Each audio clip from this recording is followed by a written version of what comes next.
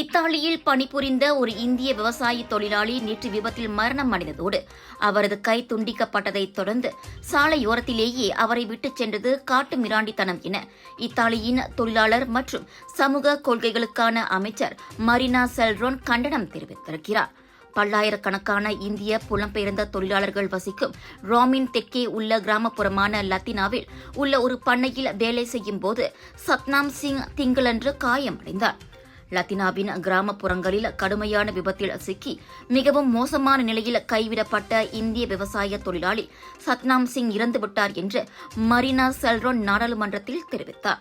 இது ஒரு உண்மையான காட்டு மிராண்டித்தனமான செயல் என்று வர்ணித்த அவர், இதுகுறித்து அதிகாரிகள் விசாரணை நடத்தி வருவதாகவும் இதற்கு காரணமானவர்கள் தண்டிக்கப்படுவார்கள் என்றும் மரினா நம்பிக்கை தெரிவித்தார்.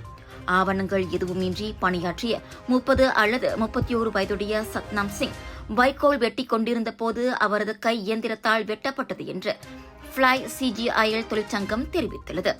அவரது முதலாளிகள் அவருக்கு உதவுவதற்கு பதிலாக தனது வீட்டின் அருகே அவர் குப்பை போல் வீசப்பட்டார் என்று அந்த தொழிற்சங்கம் நிலைமையை திகில் படத்துடன் ஒப்பிட்டது.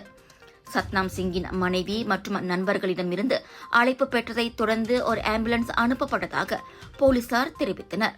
அவர் ரோமில் உள்ள ஒரு மருத்துவமனைக்கு கொண்டு செல்லப்பட்டார்.